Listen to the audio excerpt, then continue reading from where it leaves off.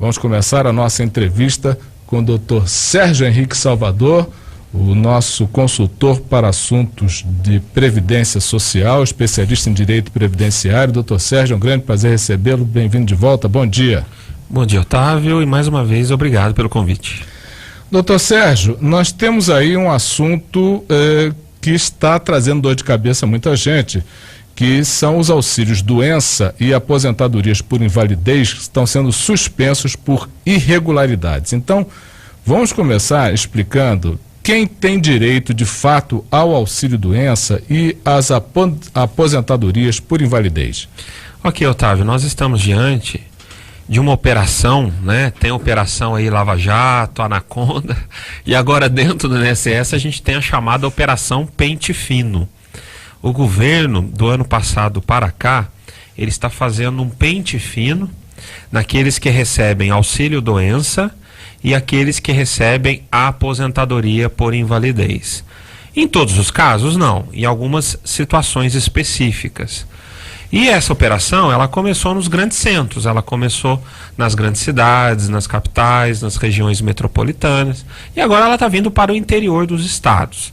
Ela está respaldada em lei, foi uma medida provisória do governo Temer em 2017, no começo do ano, e depois foi convertida em lei, de maneira que o INSS está respaldado pela legislação. Que já vale aqui uma observação até bem interessante, né? É difícil o trabalhador conseguir esse benefício. Agora, para cancelar de uma hora para outra, está bem rápido, né? São coisas do nosso Brasil que a gente tem que pensar e repensar. Enfim, Otávio, essa operação atinge somente auxílio-doença e aposentadoria por invalidez. É a mesma coisa? Não, são benefícios distintos. Auxílio-doença é o benefício para o trabalhador que tem uma doença e aquela doença incapacita ele para o trabalho, mas essa incapacidade é uma incapacidade temporária. Ou seja, dentro de 1 mês, 2 meses, 6 meses, essa incapacidade desaparece e ele volta a trabalhar. Quer dizer, é uma lesão obtida durante o trabalho. Sim, ou por algum motivo. Por algum motivo, direito... relacionado ao trabalho ou não, uma doença profissional. Mas para isso ele tem que passar pela perícia do INSS. Exatamente. Esse é o auxílio-doença, em que aquela incapacidade ela não é definitiva, ela é provisória, transitória ou temporária. E a aposentadoria por invalidez é o contrário, ou seja, é também a incapacidade para o trabalho, mas definitivo. Aquela doença incapacitou ele e ela é irreversível, ele não tem cura mais. A tendência é só piorar, não tem como ele trabalhar, não tem como mudar de setor, de função, que ele vai continuar sempre com aquele impedimento para o trabalho. Então essa é a aposentadoria por invalidez. E o que acontece? O governo está numa empreitada de fiscalização. Pois é, essa fiscalização, ela tem a ver com a famosa reforma da Previdência? Então, Otávio, indiretamente sim. Por quê? Porque o governo, ele quer reduzir os custos.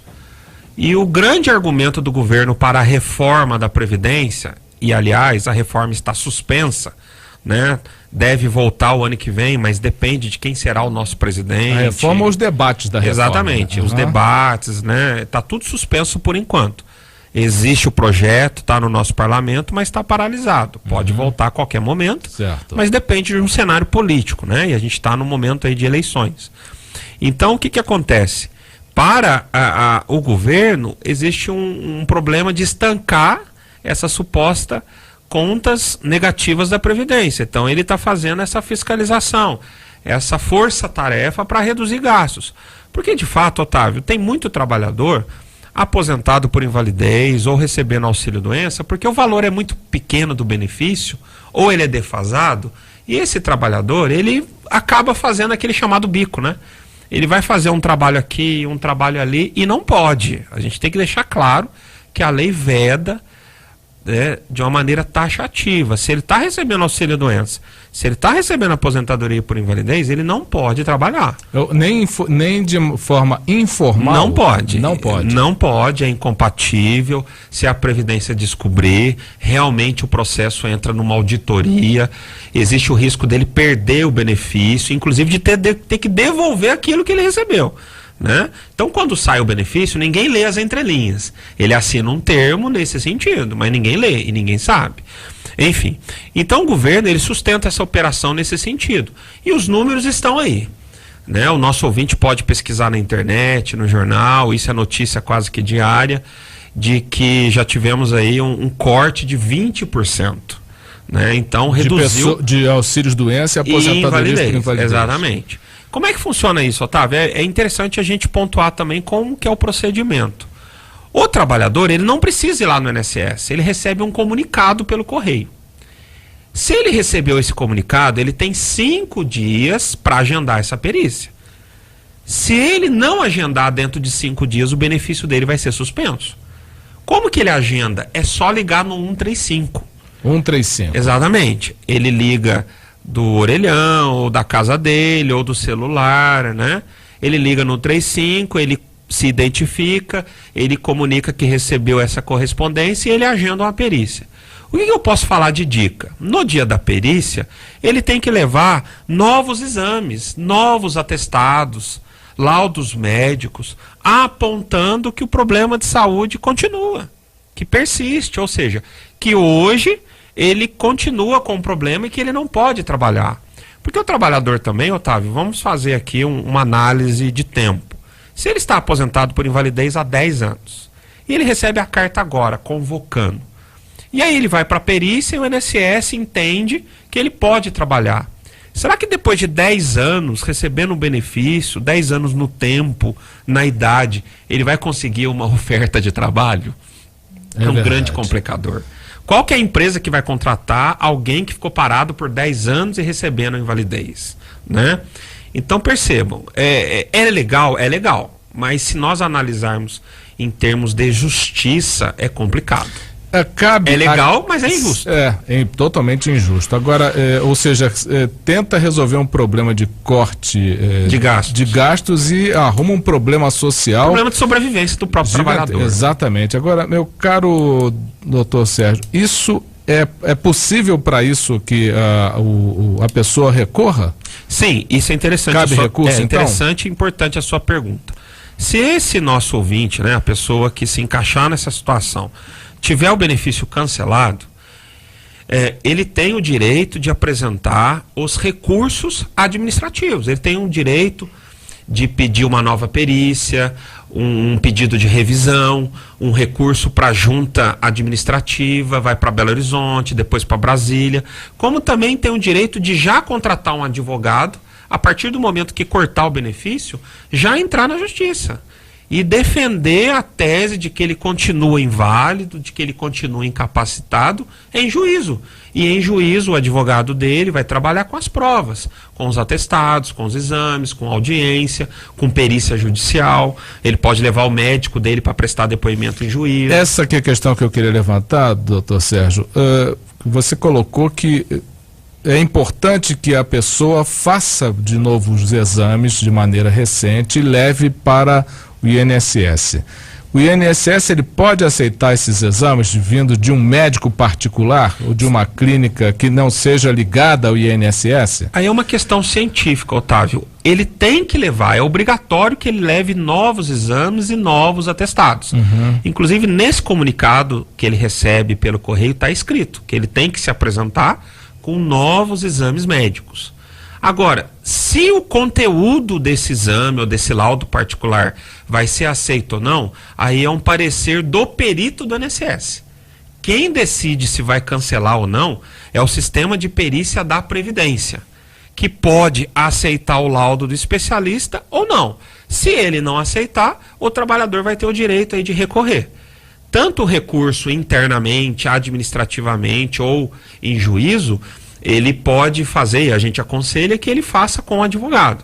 Que o advogado tem um conhecimento técnico, é o especialista da matéria e vai saber defender os seus direitos. Ele pode fazer sem advogado? Ele pode, mas a gente não aconselha. A gente aconselha, né? É igual a questão do médico, da automedicação, né? Sim, sim. É interessante sempre, por segurança, é lógico, procurar um médico, o médico dá receita para você comprar o remédio. Para advogado é a mesma ideia. Porque se tratando de órgão público, também o sinônimo é burocracia, né? Então, e não é rápido, né, Otávio? Imagine você, esse trabalhador, depois de 10 anos encostado, né, que é o termo que se usa, de repente, nossa, cortaram o meu benefício.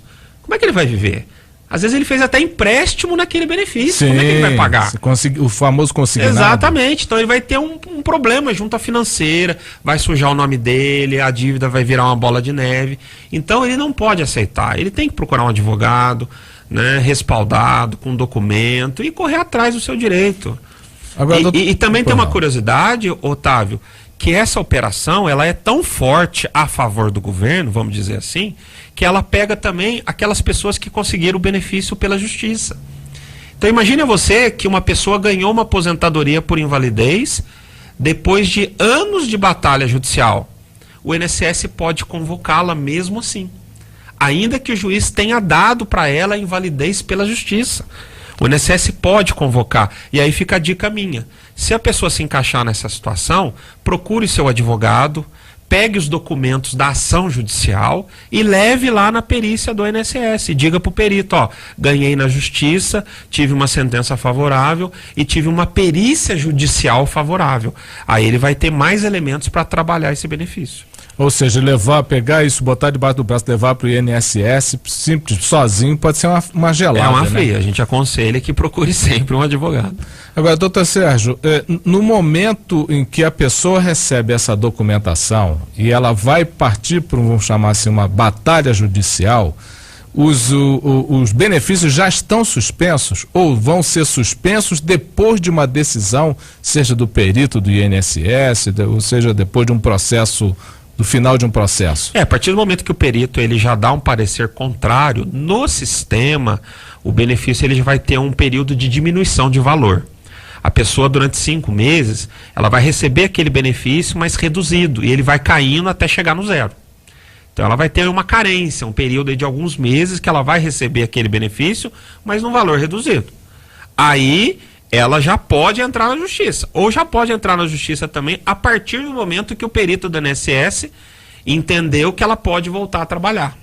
É um problema difícil para o nosso trabalhador, né, Otávio? Porque, muito complicado. Né, a gente tem aí 13 milhões de desempregados, não tem oferta de emprego, economia, né, num momento terrível. Como é que esse cidadão, depois de 10 anos recebendo a invalidez, vai voltar ao mercado de trabalho, né?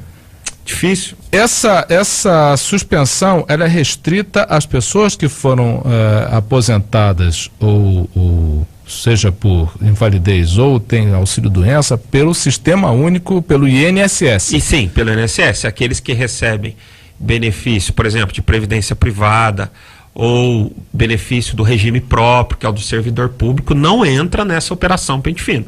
A operação Pente Fino, a legislação, ela só atinge os beneficiários do regime geral, que é o INSS, que é o maior, né, o mais complexo. Isso aí me faz lembrar dos seus argumentos já em outra entrevista anterior, falando de que o que provavelmente o governo quer é que as pessoas, dentro da parceria de quem financia os políticos, que são os bancos, empurrar as pessoas para a aposentadoria privada. Exatamente, esse é um dos grandes trunfos do governo, né? Ele quer fortalecer esse ramo financeiro da previdência privada. E perceba, né? A gente está falando aqui da maioria de pessoas que recebem salário mínimo, né, Otávio? Sim. A maioria das pessoas de auxílio-doença, aposentadoria por invalidez é salário mínimo. A gente está tirando o salário mínimo do trabalhador, doente. Como é que ele vai voltar? A gente fala o seguinte, depois de 10 anos, são 10 anos a mais na idade dele. Então ele já aposentou por invalidez, às vezes com uma idade avançada. Sim, sim. Aí de repente corta o benefício, né? Então ele já tem uma outra idade. E como é que ele vai sobreviver se cortar aquele salário mínimo? O que eu falo também aqui é o seguinte, o INSS pode fazer isso hoje? Ele pode, ele está respaldado em lei. Né? Também cai naquela discussão da qualidade do nosso parlamento, né? Esse negócio passou no Congresso sem poucas resistências. Porque congressista não tem esse problema, né? Pois é, a aposentadoria deles é diferente. É diferente, né? Como tudo, né? Salário, tudo, mordomia. Quem sofre é aquele que recebe o salário mínimo. Pois é. O doutor Sérgio, então, a grande dica é que as pessoas que caiam nesse pente fino, eles procurem um advogado e, a partir daí, busquem seus direitos. A dica primeira e maior, fundamental, Otávio, é que recebendo essa carta, que ela tome atitude. Se ela receber essa cartinha, se ela não procurar o INSS, o benefício dela vai ser suspenso. Aí fingir de morto, pior, exatamente. Né? Doutor Sérgio, muito obrigado pelas suas informações, por ter voltado aqui ao nosso programa dando essa entrevista super importante. Obrigado e até a próxima. Esse foi o doutor Sérgio Henrique Salvador, diretor, professor de Direito Previdenciário, especialista em Direito Previdenciário, parceiro do Conexão Itajubá, um dos nossos colunistas.